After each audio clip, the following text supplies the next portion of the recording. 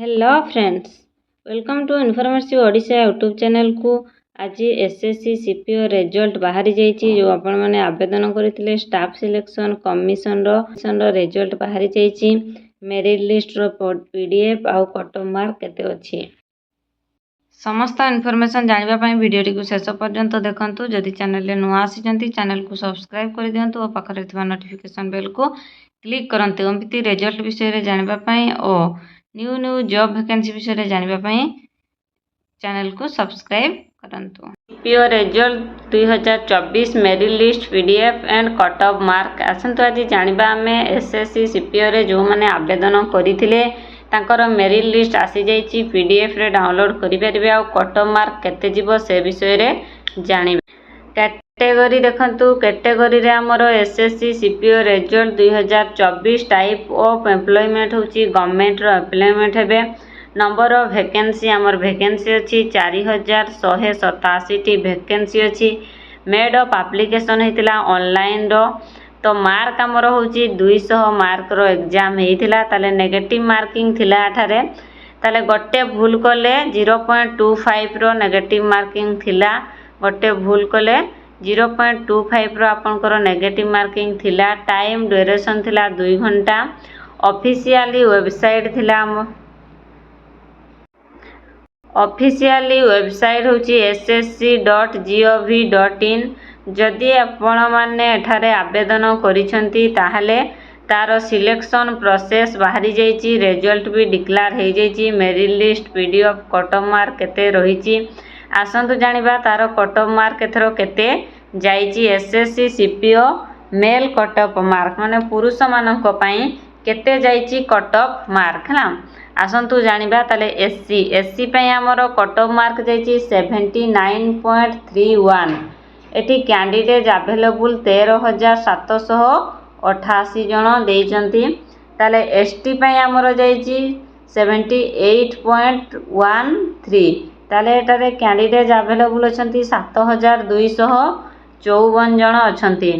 तापरे ईएसएम पई अछि 40। ताले एठी कैंडिडेट अछंती 3,684। तापरे अछि ओबीसी कैंडिडेट पई अछि 102.96। ताले ता पई कैंडिडेट अछंती 23,319 जन। ईडब्ल्यूएस रे अछि 103.97। कैंडिडेट अछंती 9,313 जन। तापरे यूआर हमर जनरल कैटेगरी रे अछि 115.04। कैंडिडेट अछंती 6,587 जन। ताले ये होची हमर कोन SSC CPO male cut off mark. SSC CPO रो मेल रो ये कट ऑफ मार्क एतिकी जाइछि।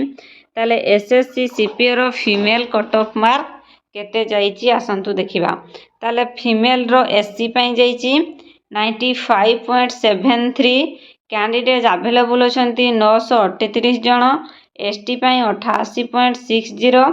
ता पई कैंडिडेट अछंती 468 जन। ईएमएस रो नाही कट ऑफ मार्क नाही किबा कैंडिडेट ठार केही आवेदन करि नाहंती। ओबीसी कैंडिडेट ओबीसी रो कट ऑफ मार्क जाइछि 118.22। ताहले ता पई अछंती कैंडिडेट 1528 जन। ईडब्ल्यूएस रे जाइछि 120.67। ता पई अछंती 620 कैंडिडेट। यूआर पई अछि 126.29। तो तांको पई अछि 811 जन कैंडिडेट अछंती। ताहले details on SSC CPO merit list 2024 रो डिटेल्स जानिबा। Name of the candidate, registration number, date of birth, cut off mark आउ एसएससी सीपीओ क्वालिफाइंग मार्क 2024। ताले एठारे क्वालिफाई करिबा पई केते परसेंटेज मार्क हेबा दरकार। तो to qualify SSC CPO exam the general category candidate required 30%। General candidate पई अछि 30% आउ एंड ओबीसी कैंडिडेट पई आउ ईडब्ल्यूएस कैंडिडेट पई अछि 20 और 25%। द फॉलोइंग टेबुल ले दे देछि देखंतु। ताहले हमर जनरल कैंडिडेट बा यूआर कैंडिडेट पई अछि 30%। OBC आउ EWS ପାଇଁ 25 ଅଛି ଆଉ ଅଦର କ୍ୟାଟେଗୋରୀ ଯେଉଁମାନେ ରହିଲେ ତାଙ୍କ ପାଇଁ ଅଛି 25%।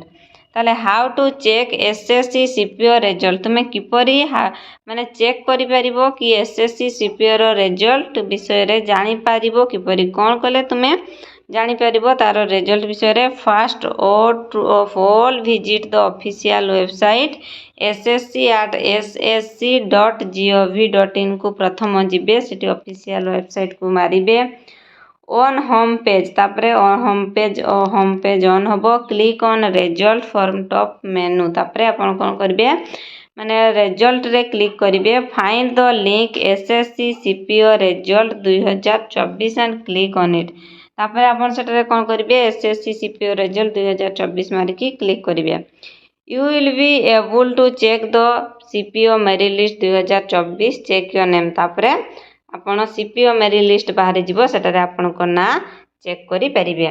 ताले इपरि जॉब इन्फॉर्मेशन जानिबा पई चैनल को सब्सक्राइब करंतु और पाखरे थिबा नोटिफिकेशन बेल को क्लिक करि दियंतु एवं निजर फ्रेंड्स सांग साथी मानन को शेयर करंतु, सेमाने भी जॉब विषय रे जानि परिबे।